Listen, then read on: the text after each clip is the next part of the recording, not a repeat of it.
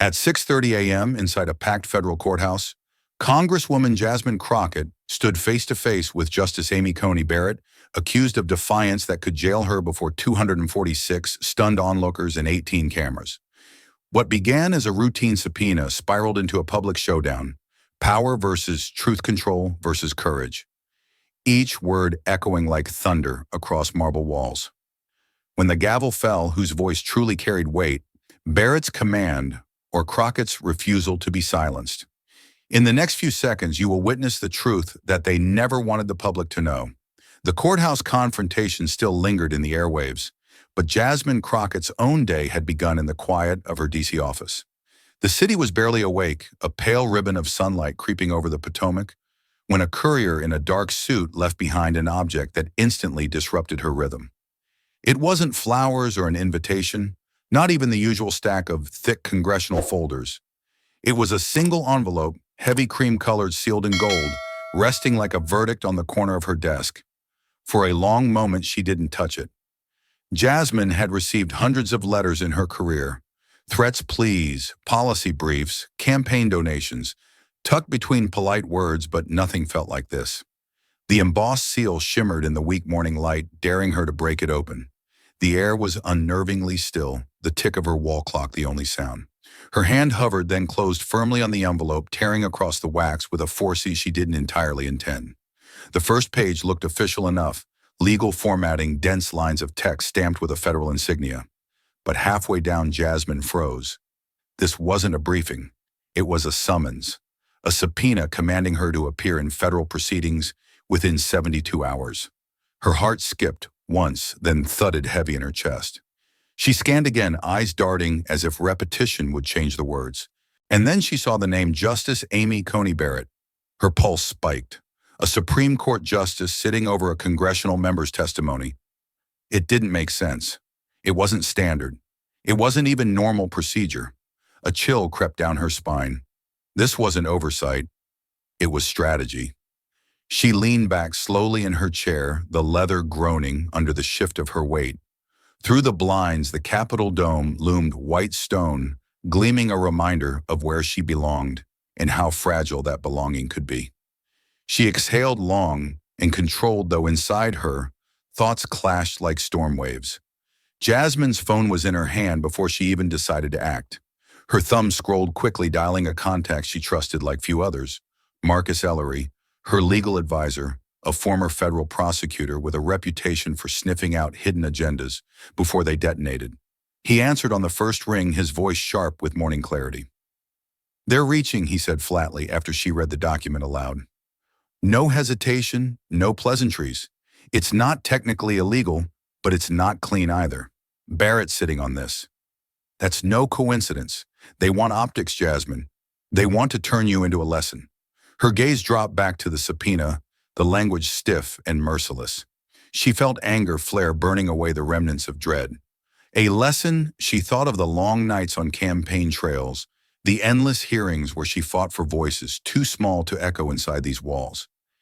If they expected her to bow, they had chosen the wrong target. "I'm not backing down," she said, pacing across her office heels, striking the hardwood like gavel blows. "If they want a stage, then let them hear me on it." Marcus hesitated, then sighed. "Just keep your composure. They'll bait you, twist you, edit you into their narrative. Don't give them that footage. Remember, they played dirty, but the cameras never stopped rolling." Her reflection in the office window stared back at her strong, jaw-set curls, framing a face marked by resolve. She adjusted her blazer, straightened her spine, and whispered almost to herself, "Then let them hear me." The words tasted like steel. She spent the rest of the morning reading the subpoena line by line, highlighting inconsistencies, noting the vague language that was meant to box her in without naming the crime. Her staff knocked twice with schedules and reminders. She waved them off, too focused to pretend normal. The fluorescent lights hummed faintly overhead, blending with the rising tension in her blood. By noon, she knew there was no way around it. She would have to step into that courtroom, into Barrett's shadow, into the center of a storm designed to swallow her whole. And yet a part of her, fierce and unyielding, welcomed the challenge. The news leaked faster than she expected. A journalist from Politico called her staff asking for comment. Tweets surfaced hinting at federal proceedings. By late afternoon, cable networks ran the crawl. Crockett subpoenaed oversight or target. The story had cracked open before she even stepped outside. That night, her office windows glowed against the DC skyline. She sat alone, the city humming faintly below, reviewing every note Marcus had sent, every possible trap embedded in those questions. Somewhere between exhaustion and adrenaline, she laughed quietly to herself, not out of humor, but disbelief at the audacity. They really think they can silence me this way. Her mind drifted briefly to her family, to the cousin whose funeral she'd missed just weeks earlier, because of endless congressional sessions. She thought of the people back home, the ones who sent handwritten letters thanking her for fighting bills no one else read. This wasn't just about her career. This was about proving that power couldn't bully its way into obedience. As midnight approached, Jasmine finally closed the folder, setting the subpoena on the edge of her desk like a loaded weapon waiting to be fired. Her decision had already crystallized. She wouldn't cower. She wouldn't bend. The room felt charged like the breath before a storm breaks. Outside, thunder rolled faintly across the DC sky, as if the weather itself mirrored her anticipation. She stood at the window watching lightning streak the horizon, the Capitol glowing under the storm's flicker. Tomorrow the machinery of power would try to grind her into silence. Tomorrow cameras would capture every breath, every glance, every word she dared to speak. And tomorrow she would walk straight into it, not because she trusted the system, but because she refused to let it script her story. Her phone buzzed once more on the desk. A message from Marcus. "Get some rest. Big day ahead. Remember they chose you because your voice carries." She smiled faintly, though her chest tightened with the weight of what lay ahead. She whispered the words again, firmer this time, like a vow written into the air. "Then let them hear me." The thunder outside cracked louder, reverberating through the glass as if punctuating her resolve. The night held its breath, knowing dawn would bring not peace but battle. And in that fragile space between dread and defiance, Jasmine Crockett made her choice. Would you fight or fold? By dawn, the courthouse was already a storm. Marble columns gleamed under a gray sky, and the steps leading to its doors had become a theater of anticipation. Reporters jockeyed for position, tripods sprawled across the plaza, microphones angled like weapons. Flash bulbs fired in rapid bursts each time another black SUV pulled to the curb. But it wasn't Barrett they wanted, not yet. All eyes waited for Jasmine Crockett. When she finally emerged from the back seat of her sedan, the air changed. The crowd shifted, voices rose, shutters clicked in a frenzy. She wore a navy suit so sharp it cut against the gray morning, her curls deliberate, her stride steady. There was no wavering, no hesitation. She ascended the courthouse steps as if each was a deliberate declaration that she would not bend. Behind her, aides whispered and trailed, but she didn't need them. Her presence was its own shield. Inside, the marble echoed with restrained whispers. Security lined the corridor, stiff and watchful, guiding her through metal detectors that beeped at the slightest jolt. The cold interior air smelled faintly of polished stone and old paper. She entered the chamber with her head high, the walls towering like monuments, and took her place at the witness table. Every movement felt amplified, as though the world were holding its breath. Then the doors opened. Amy Coney Barrett entered in silence, her robe flowing like black water, her expression carved from stone. The room rose automatically, as if compelled by gravity itself. Barrett didn't acknowledge Jasmine directly, but the glance they shared across the chamber was sharp, a fleeting spark of challenge that no one else seemed to notice. The judge ascended to the bench posture, flawless eyes cold. "This is a federal proceeding," Barrett declared, voice clipped and unforgiving. "Any disruption, defiance, or deviation from protocol will not be tolerated." Jasmine didn't blink. She folded her hands steady and deliberate while her attorney shifted uneasily beside her. The air thickened, tension stretching tight as piano wire. The questioning began innocuously enough, dates, signatures, references to committee minutes. Jasmine answered carefully, her voice level measured. But within minutes, the rhythm shifted. The prosecutor, a man with slicked hair and a tone oiled in condescension, lifted a stack of papers and began reading her old tweets aloud. "Congresswoman Crockett," he said, his voice carrying across the gallery, "you once posted that the justice system protects power before it protects people. Do you stand by that statement? Jasmine's jaw tensed. This is not relevant to the case at hand, she replied. It speaks to your bias, he countered. Do you or do you not stand by your words? The gallery stirred. Reporters scribbled. Barrett's gaze remained fixed, unmoved. Jasmine leaned forward, her tone controlled, but edged with steel. I said it then. I believe it still applies, and it has nothing to do with why I was called here today. The prosecutor smirked, unfurling another page. And this photo, taken during a protest outside the Capitol. You called for systemic reform. Do you consider that impartial conduct for a member of Congress? Jasmine's hand curled into a fist against the table, but she didn't falter. I consider it my duty, and again, it has nothing to do with oversight. This hearing is about truth, not tweets. Her voice carried sharper now, and a ripple of murmurs passed through the gallery. Someone in the back whispered her name. Phones lifted, discreetly recording. The moment was already escaping the courtroom, leaking into the digital bloodstream. Barrett's gavel cracked against wood. The witness will not editorialize. Answer directly. Jasmine's eyes locked on Barrett's, unflinching. With all due respect, I will not be used as a political punching bag. If there is a charge, name it. If not, then stop pretending this is justice. The chamber froze. The prosecutor blinked. A silence heavy enough to suffocate filled the air. And then flash. A reporter's camera, muffled but insistent. A clip already hit Twitter, bouncing from phone to phone, with captions like, lightning, hashtag, let her speak. Barrett's gavel slammed again, harder. Congresswoman, this is your final warning. One more outburst, and you will be held in contempt. Jasmine inhaled slowly, holding Barrett's gaze. She could feel Marcus tense beside her, feel the room vibrating with suppressed energy. Every instinct told her to push, to fight, but she forced herself, still steady as stone. Outside, the storm of voices was already building. She could almost hear it through the walls. She glanced briefly at the gallery, at the interns craning their necks, the reporters clutching their pens, the citizens who had waited hours in line to witness history. Their faces were a mirror of outrage, a flicker of solidarity burning behind their eyes. They weren't just watching her. They were waiting for her to hold the line. The prosecutor cleared his throat, sensing the fragile silence. Congresswoman, let's return to the record. But no one in that chamber believed the record was what mattered anymore.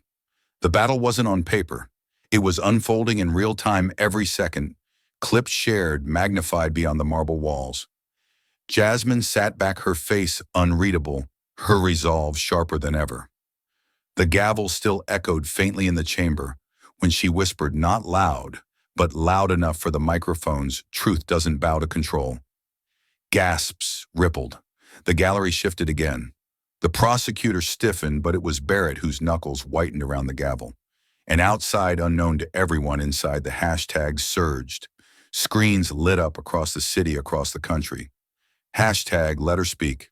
The tension spiked, held, then settled into the uneasy stillness of a storm waiting to break. Barrett's warning still hung in the air, her threat of contempt heavier than the gavel itself. The question was no longer confined to the courtroom. It echoed outwards, carried by every phone, every voice, every click. When truth collides with control, who decides the rules? By midnight, the clips were everywhere.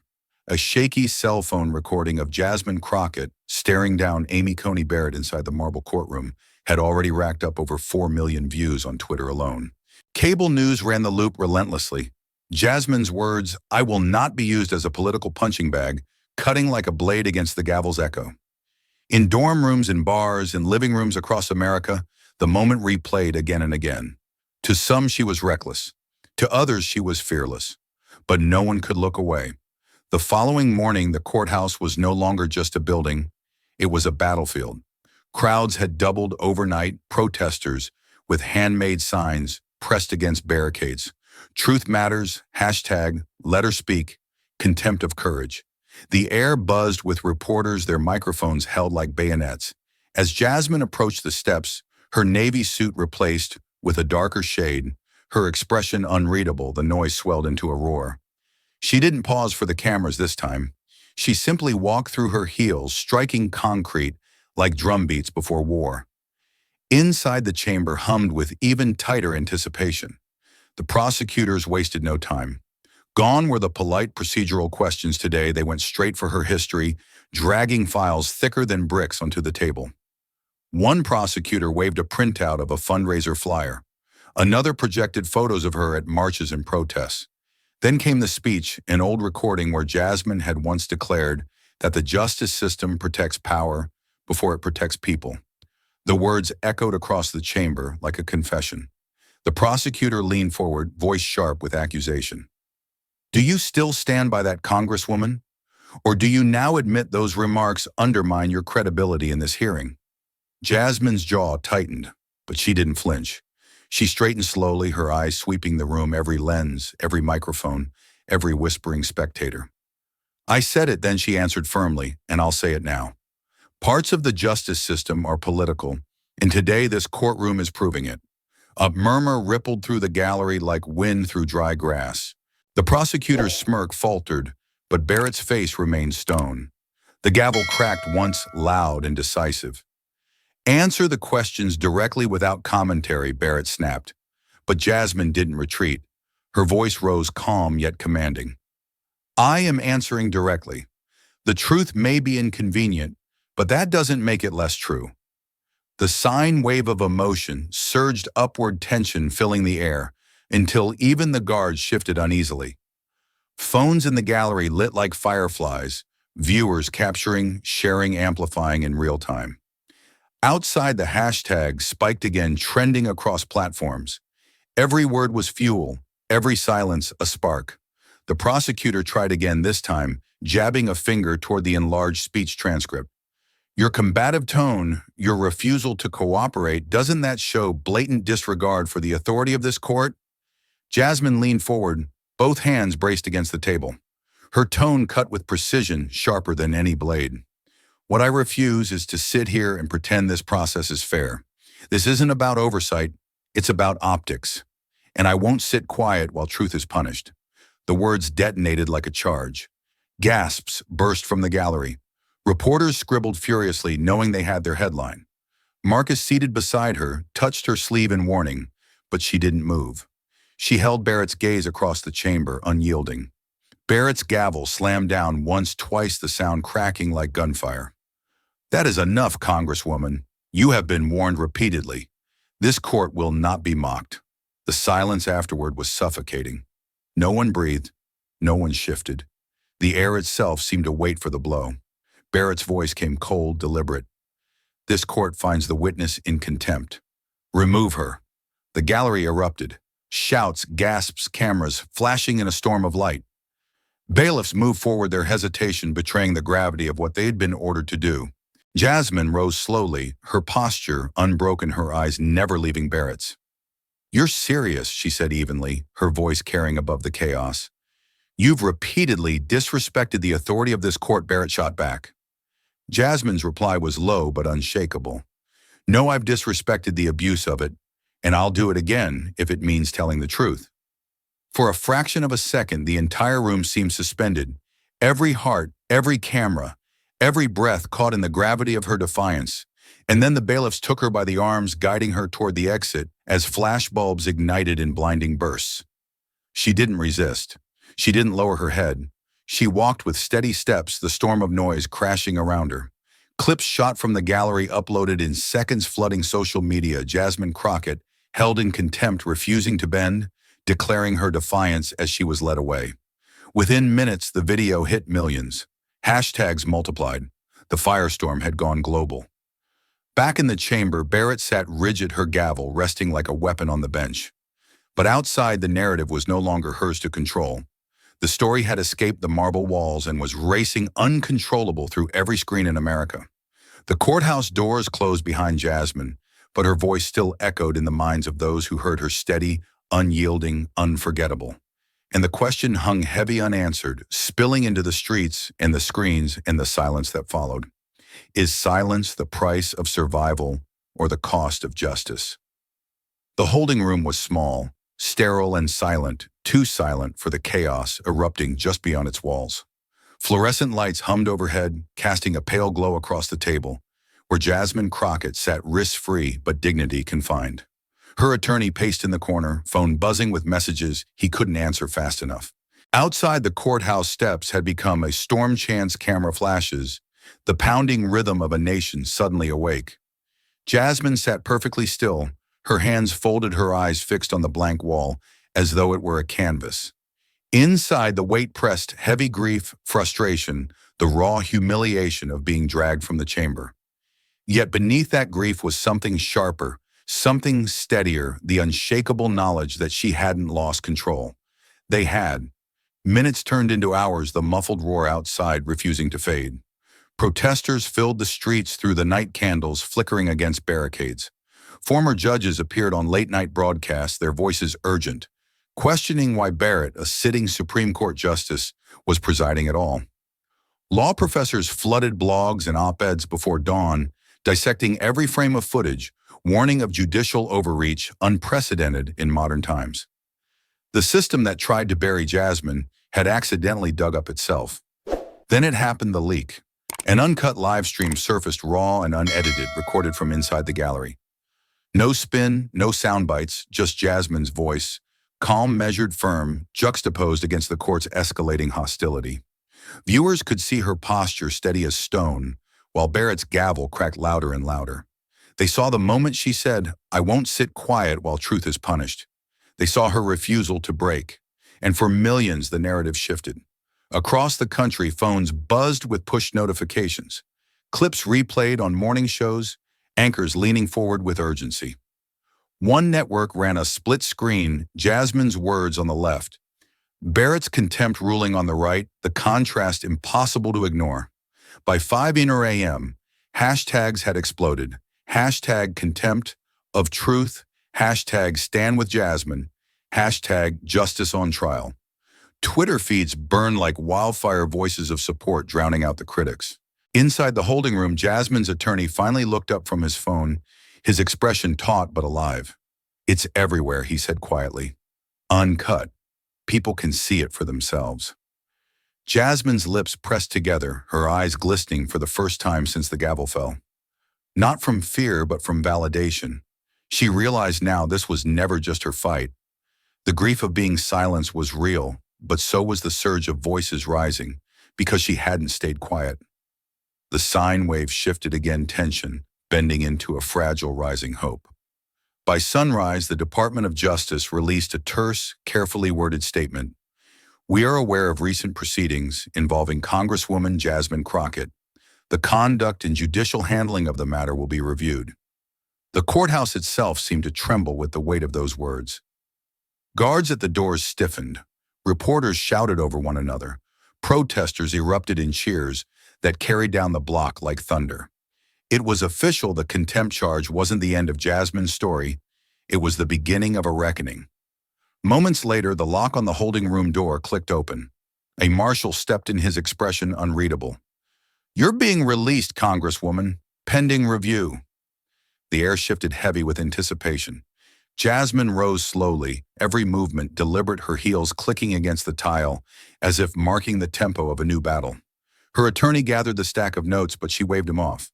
She carried nothing but her resolve. The corridor outside pulsed with noise. Reporters crowded against the barricade's cameras, raised microphones shoved forward. The early light of dawn filtered through tall windows, catching the rain-specked glass painting streaks of silver across the marble floor. And then she stepped into it.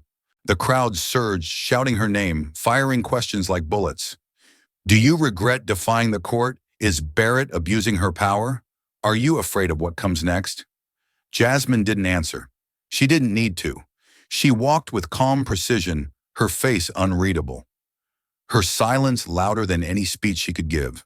Flash bulbs exploded in waves, freezing her image in frames that would soon circle the globe, the woman who had been declared in contempt now walking free at sunrise, unbent and unbroken. Her silence wasn't retreat. It was defiance reborn. Each unanswered question became an echo chamber for the public to fill. Each deliberate step fed the movement swelling beyond the courthouse gates. She didn't need to speak. Her refusal to perform was its own statement. As she descended the courthouse steps, the roar of the crowd swelled into something almost holy, a collective release of rage and relief. Protesters lifted their signs higher, their chants sharper. Let her speak. Let her speak. She reached the waiting vehicle, paused for half a heartbeat, and turned not to the cameras, but to the people pressed against the barricades. Their eyes met hers, and for that single moment silence rippled through the storm. A quiet acknowledgement. A promise. Then she slipped inside the car, the door closing, with a muted thud. The crowd erupted again, their voices chasing the vehicle as it pulled away into the pale morning light. And in living rooms, on phones, across news feeds, one truth crystallized: Jasmine Crockett didn't have to shout. Her silence had already spoken. When silence speaks louder than words, what story does it tell? 2 days passed, but the storm did not fade. If anything, it grew, expanding across timelines, cable networks, and dinner table conversations. The contempt order against Jasmine Crockett had become the spark for a fire no gavel could extinguish. Overnight essays, debates, and late-night monologues turned her into a symbol, not just a congresswoman, but a voice punished for daring to speak. The silence she carried at sunrise had deepened the wound and sharpened the demand. Everyone waited to see if she would speak again, and when she did, how it would sound. The answer came on the third morning. The courthouse plaza was transformed into a stage. Rows of cameras stretched back like a steel forest, microphones clustered around a single podium placed on the courthouse steps. The air buzzed with urgency, satellite trucks parked at every corner. Their dishes pointed skyward, beaming the moment live across the country. Protesters stood shoulder to shoulder behind barricade signs lifted high. Let her speak, contempt of truth. We are Jasmine. Then the doors opened. Jasmine emerged not in the navy or black suit she had worn before, but in pure white. The choice was deliberate, and everyone knew it. White, the color of suffragettes, of resilience, of unbroken dignity. The crowd gasped. The cameras surged forward, shutters firing in rapid succession. Her heels struck the stone steps with sharp precision, each step measured, unhurried, resonant. When she reached the podium, she paused, surveying the sea of faces and lenses. The silence was immediate, total. Even the chants died into a hush, as if the city itself knew this moment required reverence. She leaned into the microphones, her voice steady, clear, cutting through the heavy morning air. I want to begin with gratitude, she said. Not because these past days have been easy, but because they've been necessary. I want to thank every single person who has stood outside these walls, who has written, who has called, who has refused to look away. Her eyes scanned the crowd, and for the first time since the gavel fell, her expression softened. Empathy flickered across her features, visible even through the harsh glare of the cameras. This isn't about me, she continued. It never was. This is about what happens when speaking up is treated as stepping out of line, when the truth becomes a threat instead of a light. The words landed like a drum beat. People shifted, some wiping their eyes, others gripping signs tighter. Cameramen leaned in as if afraid to miss a syllable. She drew a breath, her tone sharpening. I was dragged from a courtroom, not for breaking laws, but for refusing to break silence.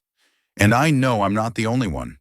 Every worker who's punished for asking questions, every student told to stay quiet, every citizen whose words are treated as dangerous, your story is written into this one. What happened here isn't mine alone. It belongs to all of us. The crowd erupted, a roar of cheers, spilling past the barricades, surging into the street. Hashtags spiked in real time as phones streamed live feeds and reporters scrambled to upload clips. Jasmine weighted her hands, resting lightly on the podium, letting the sound crest and fall before speaking again. Her voice lowered, calm but piercing. The message they tried to send was clear: speak when convenient, be quiet when commanded. But I was raised to know that silence in the face of wrong is its own crime, and I will not commit it. The plaza quivered with applause. Journalists glanced at their phones, seeing numbers climb, views multiplying, as though the moment was already racing ahead of them. She leaned closer to the microphones, her eyes burning, now the rhythm of her speech hitting a new cadence. This is bigger than one courtroom, bigger than one judge. This is about whether we accept a system where truth is punished and control is rewarded. And I'm telling you now, so long as I stand, I will not accept that system. The sine wave peaked. The roar from the crowd shook the barricades. Protesters wept openly, clapping until their hands stung. The camera zoomed in tight, catching every flicker of her defiance, every measured pause between sentences. And then she pulled back her tone, softening the wave, dipping for breath. But I can't carry this alone. One voice is powerful, yes, but it cannot rewrite the rules by itself. So I ask you, every single person watching, every person listening, every person who feels the weight of silence in their own life, will you join? Will you add your voice? Because power can silence one, but not millions. It was the line. The one that cut deepest. The one that would replay endlessly. The one that by midnight would climb past 15 million views stitched into montages set to music quoted in editorials. The crowd exploded, chanting her name, their voices pounding like a drumbeat into the courthouse walls. Reporters shouted questions, desperate for more, but Jasmine didn't linger. She closed her folder, stepped back from the podium, and gave a single nod. The movement wasn't in her words anymore. It was in the fire she had lit. As she turned, a sudden ripple ran through the reporters. Phones buzzed simultaneously, notifications lighting up screens. A wire alert broke across the network's DOJ confirms review of Justice Barrett's conduct in Crockett contempt case. The shockwave was immediate. Reporters shouted louder, protesters cheered, the barricades shook with raw energy. The target had shifted. The accused was no longer Jasmine, it was Barrett herself. Jasmine paused just long enough to let the roar wash over her, then walked back toward the courthouse doors, her white dress gleaming in the morning sun. She didn't wave. She didn't smile. She didn't need to. Her silence as she retreated was its own punctuation, its own power. The cameras caught every step, every turn, every flicker of sunlight across the fabric of her dress. It wasn't performance, it was proof. And as the crowd's voices swelled, the story no longer belonged to the courthouse or even to Jasmine. It belonged to everyone who had ever been told their words didn't matter. If one voice breaks through, will others finally join in? The morning after Jasmine Crockett's white dress speech, Washington was not calm. The city pulsed with whispers and tension, every corridor of power vibrating with speculation. Television screens replayed her words on a loop, 15 million views climbing higher by the hour. But inside the marble chambers of the Senate, the battle had shifted from public squares to closed doors. In a windowless committee room, the Senate Judiciary members gathered in a hush that felt heavier than any gavel. Some leaned back in their chairs, arms crossed, their expressions carved in stone. Others leaned forward, restless voices, low but sharp. The question on the table wasn't spoken in full sentences. It was murmured like a dangerous spell. Was this constitutional staffers passed manila folders, stacked with legal opinions? Clerks whispered citations. The words separation of powers crackled through the air like static. Should justices be barred from politically charged hearings? One senator muttered, drumming his fingers against the oak table. Another answered in a clipped voice, if Barrett's contempt ruling stands, we've set fire to precedent. The sine wave tilted upward, tension thickening, suspense building. No cameras, no hashtags here, only power wrestling with itself. Yet the silence from Barrett herself hung heavier than any argument. She had offered no statements, no interviews, not even a hint of public defense. To her allies, the silence was strategy, stoic restraint. To her critics, it was arrogance, the stillness of someone convinced she was untouchable. And in the vacuum of her silence, rumors flourished. Leaked whispers began to surface. Politico ran a headline within hours, judiciary split on Barrett's role. Ethics or overreach, CNN teased an exclusive, with a senator's aide claiming private discomfort inside the chamber. Twitter erupted with threads citing unnamed sources, some senators furious at Barrett's overstep, others terrified of what it meant if a Supreme Court justice could be accused of political targeting. Meanwhile, Jasmine wasn't idle. Inside her office, blinds drawn against the glare of endless cameras outside, she huddled with Marcus Ellery and a small circle of congressional allies. The table was cluttered with printouts of news clippings, legal briefs, and hand-scrawled notes. They're fractured, Marcus said, sliding a memo across the table. Half of judiciary is whispering about limits. The other half is circling wagons to protect her. That kind of split can be leveraged. Jasmine leaned over the document, her brow furrowed, voice low but resolute. Then we don't let them breathe easy. We press. We remind them this isn't just about Barrett. It's about whether they're complicit in silencing elected voices. That's a risk they can't afford to own. Her allies nodded, some tense, some energized. One congresswoman muttered, "This is the crack we've been waiting for. Push hard enough, it becomes a fracture." Another added, "Push too hard, and it becomes a backlash." The tension held a sine wave, dipping uncertainty, pulling at the edges. Jasmine stood circling the table, her hands brushing across the piles of paper, as if drawing energy from them. "We can't win by matching them in silence. Barrett can hide behind robes and marble. We have to make the stakes visible so the people watching see the difference between restraint and rot." Across the city, cable anchors filled airtime with speculation. Legal scholars argued live on air, their voices rising over each other. A Supreme Court justice presiding over a political case undermines impartiality. Nonsense. She enforced decorum, nothing more. Then why did DOJ open a review? Each soundbite sharpened the fault lines further. Barrett remained silent, fueling the storm. She issued no defense, no justification. Her chambers leaked nothing. That void became its own story, the silence replayed as loudly as any speech. By afternoon, tension spilled out of closed rooms. Senators leaving judiciary hearings avoided cameras, faces tight, jaws clenched. One aide let slip to a reporter, "The walls are shaking." Within minutes, hashtags surged again. Hashtag judiciary divide, hashtag walls are shaking. Inside Jasmine's office, Marcus's phone buzzed nonstop. He glanced up, eyes wide. "They're moving," he said. 30 lawmakers, bipartisan, just signed a letter condemning Barrett's contempt ruling, calling it an erosion of respect for elected voices. He read aloud the words crisp and electric. "No justice, regardless of stature, can use contempt to silence speech without consequence." The room fell silent for a heartbeat, the weight of the moment pressing down. Then Jasmine exhaled slowly, her lips curving into something between relief and resolve. "That's not just a crack," she said. "That's a fracture." Outside, the news broke like an explosion.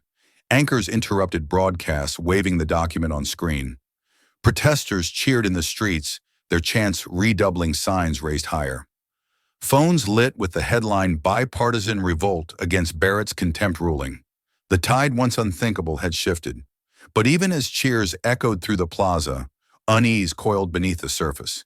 History had shown that when institutions cracked, they didn't always reform. Sometimes they retaliated. The sine wave dipped again, tension reloading for the next climb. As Jasmine stood at the window of her office, watching the crowd swell outside, her reflection shimmered faintly against the glass. The Capitol loomed behind her, steady and immovable, yet she could feel the tremors building beneath its foundations. Marcus stepped up beside her, voice low but certain. "This isn't just about survival anymore. It's about whether the system itself can hold." She nodded slowly, eyes never leaving the storm below. The fracture was real. The question now was, what would pour through it? When institutions crack, will they reform or retaliate? 2 nights after the bipartisan letter detonated across Washington, Jasmine Crockett chose not to appear on the Sunday talk shows. She declined interviews, ignored invitations to glossy studios, and brushed aside proposals for polished stages. Instead, she returned to the place where her fight had truly begun, a cramped brick community center on the edge of her district, the same hall where she once defended clients who couldn't afford a lawyer. The fluorescent lights still flickered, the linoleum floors still bore the scuff marks of basketball games, and the air still smelled faintly of chalk dust and coffee. It was not grandeur, it was grounding. The room filled quickly. Folding chairs scraped against the floor as neighbors, volunteers, teachers, veterans, and students pressed into every corner. Some remembered her as the young attorney who once stood at this very podium to argue for tenants' rights. Others had never met her before, but came because the name Crockett now carried the weight of a national storm. Their faces reflected something Jasmine hadn't seen in the marble halls of D.C. Not calculation, not strategy, but trust. She stepped onto the modest stage, her footsteps softer now, no marble echo, no television glare. Dressed in a simple blazer and slacks, hair tied back, she looked less like the viral figure who had stared down Barrett, and more like the woman who once spent long nights drafting appeals for single mothers and wrongfully accused sons. For a moment, the crowd fell silent, the buzz of anticipation giving way to reverence. She gripped the wooden podium scarred with years of use and let her gaze sweep across the room. Her voice carried steady but tinged with something raw. What happened in that courtroom wasn't just legal overreach. It was a warning. She paused, the words hanging in the air like smoke. A warning to every voice that's ever been told it was too loud. A warning to every person who's ever been told to sit down, shut up, and stay out of the way. The crowd stirred. A teacher in the second row leaned forward, nodding. A group of young activists scribbled on their notepads, already drafting posts and flyers. Jasmine pressed on, her voice gaining strength. They tried to make an example out of me. But the truth is, they already have. Because what happened in that marble chamber is happening in classrooms, in workplaces, in neighborhoods.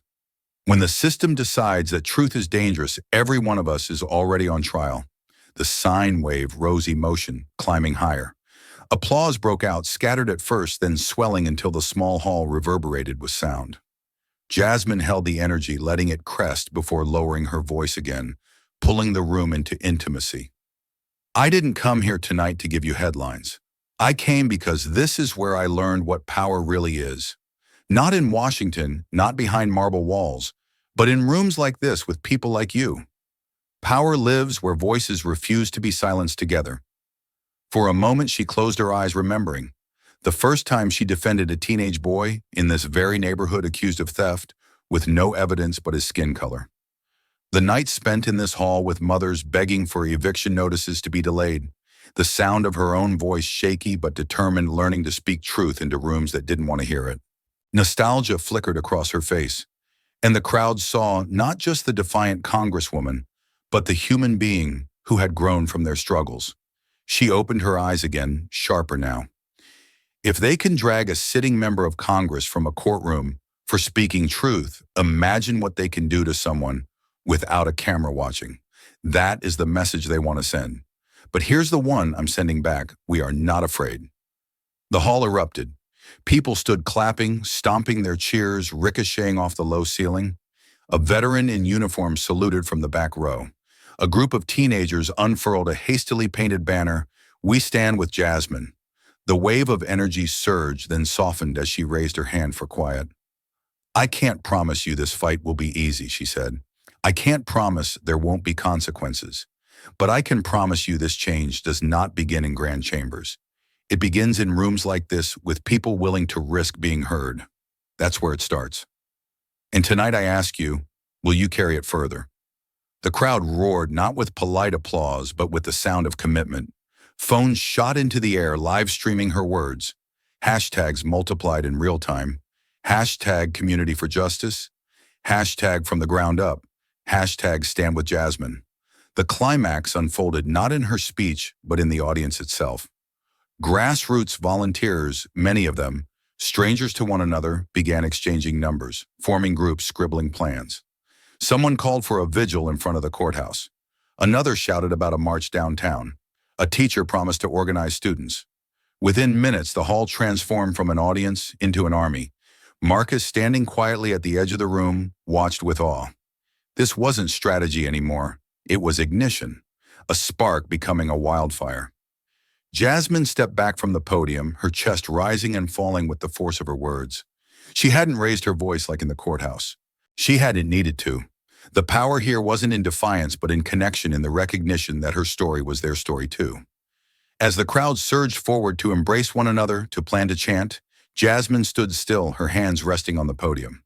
She let herself breathe just for a moment, just enough to feel the weight and the wonder of what was unfolding. She had faced marble walls, gavels, and contempt rulings, but here in this modest hall, she felt something stronger than all of it: solidarity. The sine wave dipped the energy, settling into a steady hum of resolve. The movement had left the courtroom and entered the streets, seated in folding chairs and handwritten banners. Jasmine looked out at the crowd one last time, her voice low but resolute. "Remember this moment, because change doesn't start at the top. It starts right here."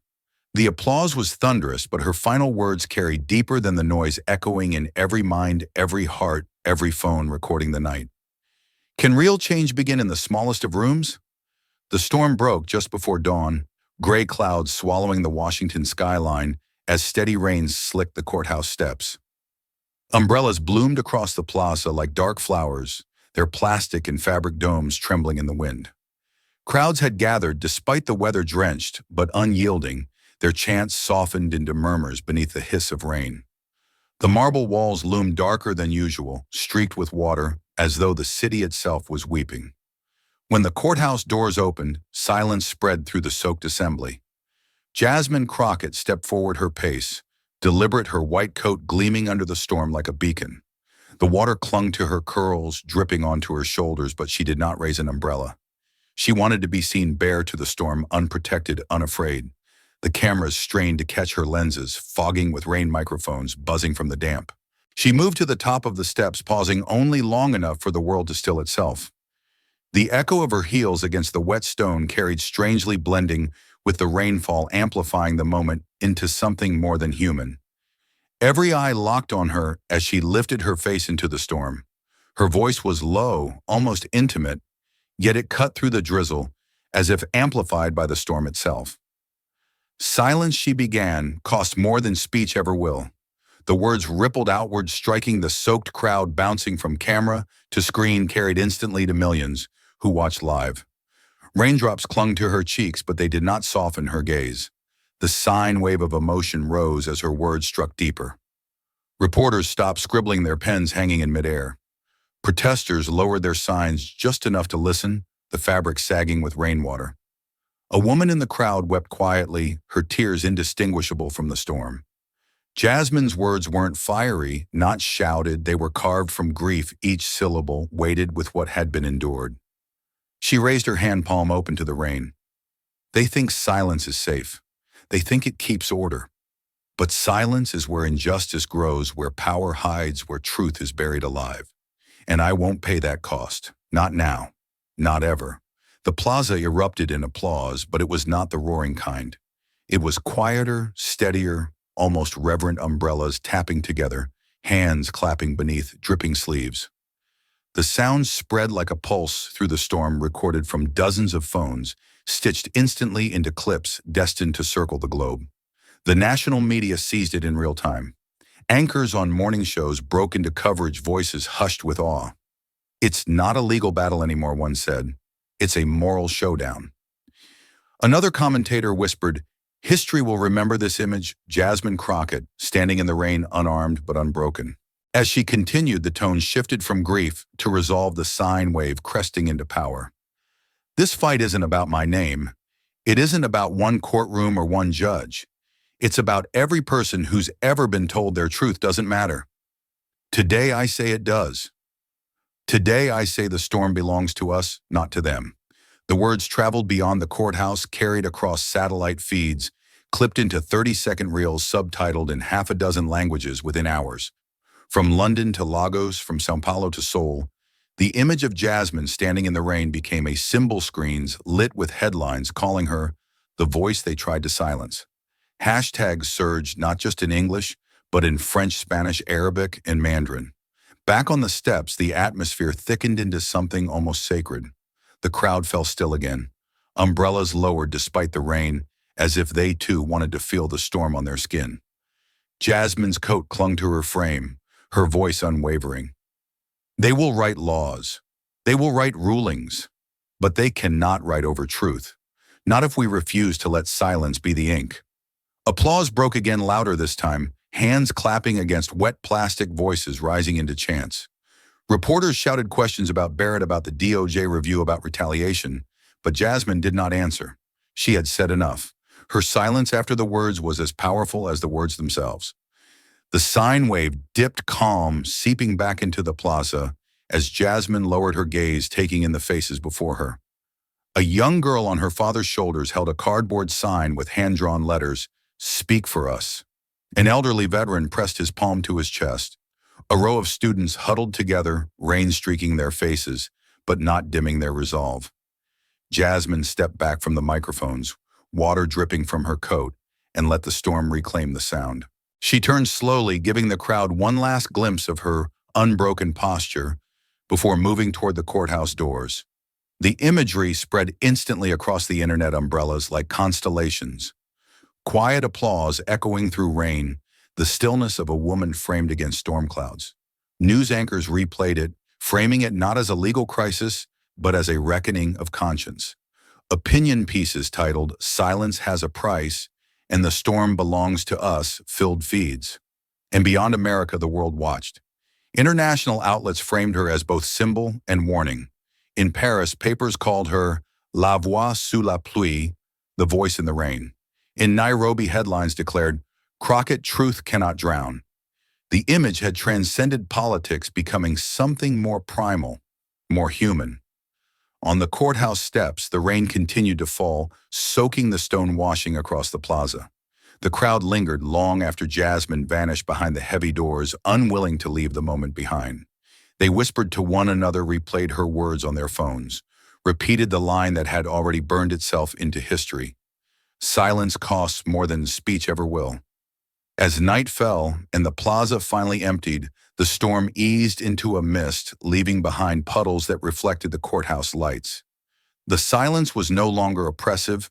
It was charged, filled with meaning, carrying the weight of her defiance into the hours ahead. And across millions of screens, one question echoed louder than thunder. When the world is watching, what lesson does America teach? The courthouse steps were still slick with rain when the real battle shifted indoors. This time there were no cameras, no microphones, no chants spilling through barricades. In a closed chamber lined with oak panels and shelves of law books older than the nation itself, senior federal judges gathered in silence. Their robes brushed the polished floor as they took their seats, expressions, grave, voices restrained. What happened next would not be broadcast live, but its echoes would shape history. Stacks of briefs were placed before them, heavy with arguments, citations, and precedents, so thin they seemed fragile. Attorneys sat stiffly at long wooden tables, their eyes darting from notes to the unyielding faces of the judges. The atmosphere was taut, every cough and shuffle magnified in the silence. It was not just a review of a contempt charge. It was a question of whether the highest court's shadow had reached too far. The government's lawyer rose first, his voice low but forceful. Your Honor's contempt is a tool designed to maintain order, not to silence speech. In this case, it was wielded as a weapon against an elected official exercising her duty to answer truthfully. That undermines not only congressional authority, but public trust in the judiciary itself. His words echoed through the chamber, measured, deliberate, aimed at the core of the issue.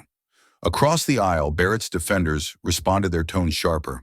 This was not silencing, it was discipline. A courtroom cannot descend into chaos.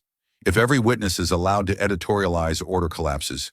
Justice Barrett acted within the boundaries of judicial authority. Their arguments rang with confidence, but beneath the veneer lay cracks that even they seemed to sense. The judges listened, their faces unreadable, their silence heavier than any gavel. One leaned forward, fingers steepled, his voice cutting like a blade. Precedent. Where exactly has a Supreme Court justice presided in such a manner over a member of Congress? Where is the line drawn between order and suppression? The question sliced through the room.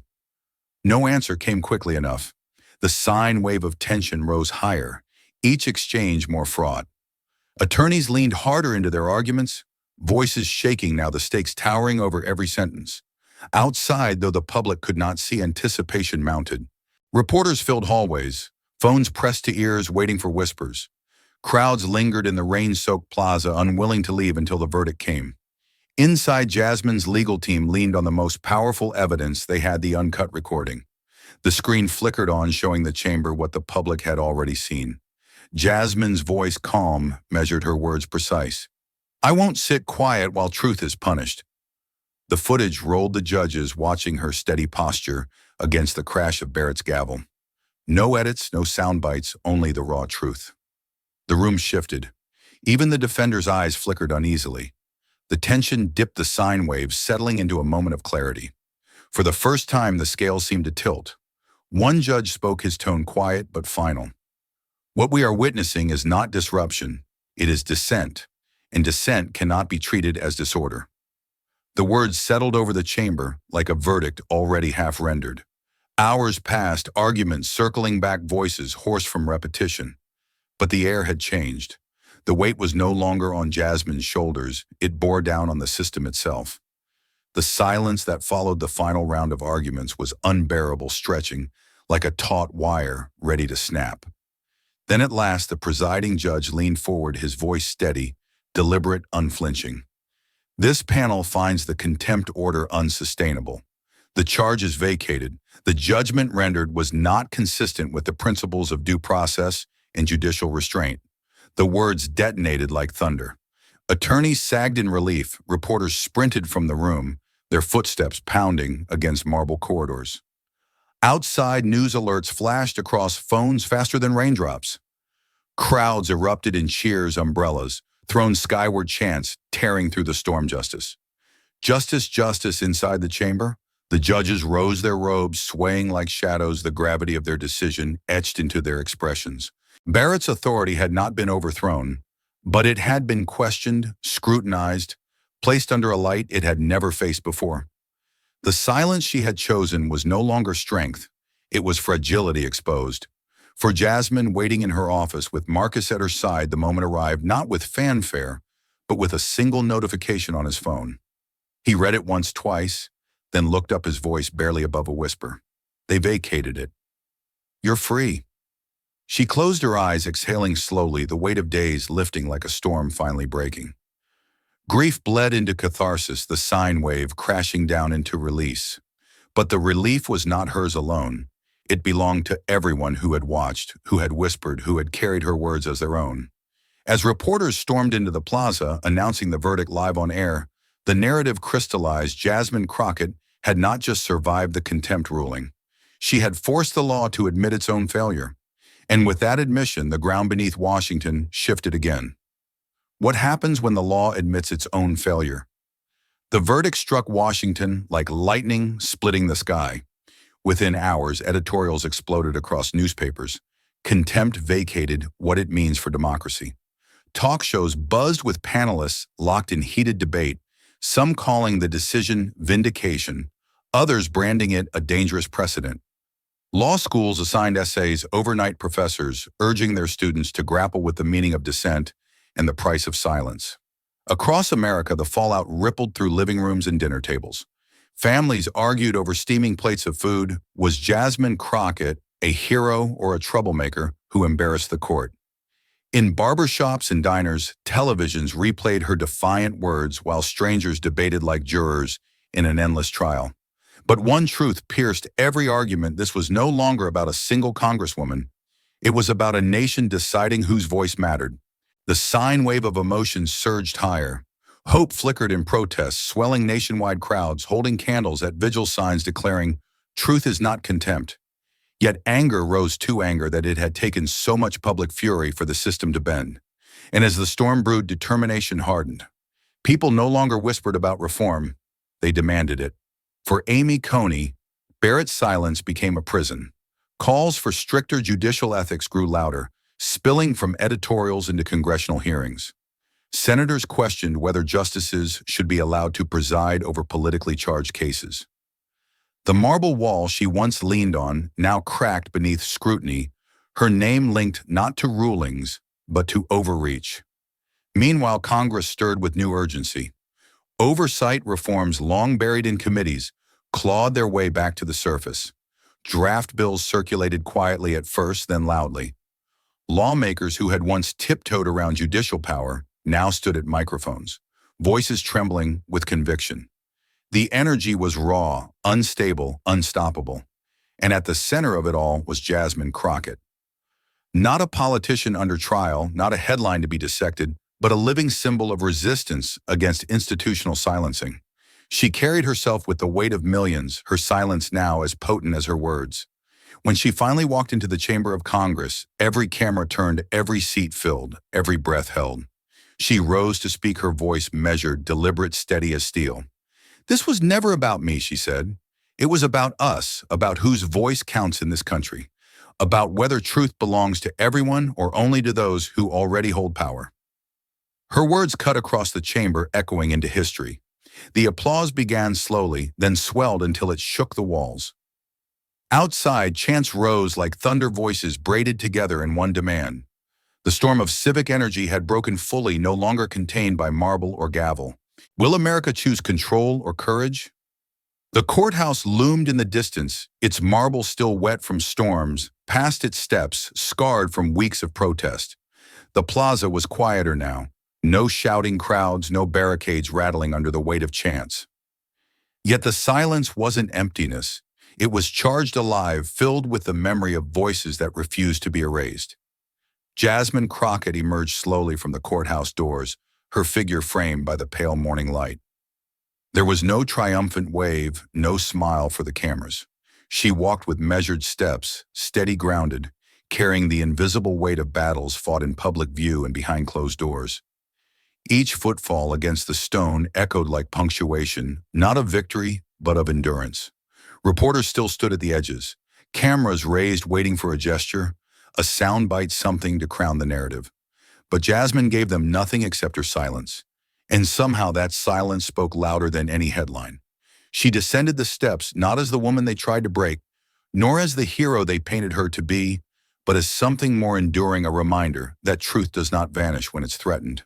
The nation watched her in that moment not through the lens of scandal, but through the clarity of reflection. The law had bent under pressure, exposed its cracks, revealed its frailties. Yet voices had risen higher, louder, more united than before. What had begun as contempt ended as conviction. The sine wave of emotion settled into calm, then lifted into quiet inspiration. In living rooms, classrooms, and community halls, her image replayed, not shouting, not defiant, simply walking away with the storm behind her. The power wasn't in spectacle anymore, it was in resolve. A voiceover carried her story into permanence. They tried to make her regret speaking truth. Instead, the nation remembered it. The words threaded through broadcasts, stitched into montages, whispered in conversations. Her defiance had become memory, and her memory had become movement.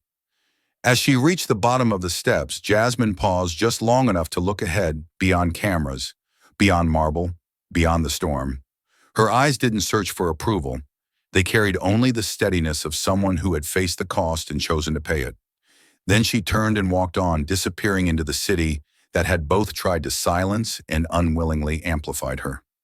The closing reflection remained long after she was gone. Silence against voice, fear against courage, control against truth. The choice was no longer hers alone. It belonged to everyone who had watched, listened, and felt the weight of her words. In your own life, when truth feels dangerous, will you stay quiet or will you speak life? Teaches us that silence can feel safe, but safety often carries a hidden cost. Jasmine Crockett's journey reminds us that institutions, systems, even respected voices of authority can sometimes misuse their power to silence truth. And when that happens, the choice is not only about courage, it's about legacy. For those of us who have lived long enough to see history repeat itself, we know the power of one steady voice. It may not erase injustice overnight, but it can awaken a nation to what it's willing to tolerate and what it must refuse. At 50 and beyond, we understand the weight of regret more than the thrill of risk. We know how easy it is to look back and ask, what if I had spoken up? Jasmine's stand shows us that even when the cost feels high, the cost of silence will always be higher. So let this story be more than politics, it is a mirror. In your family, your workplace, your community, there will be moments when truth feels dangerous. The question is not whether it's comfortable. The question is, will you stay quiet or will you speak? Thank you for watching until this moment and for standing with us on this journey for justice. Your support means everything. Like, subscribe, and turn on notifications so you never miss what's next. And we'd love to hear your thoughts. Leave a comment below and let us know what moved you most in this story. Together, our voices make a difference.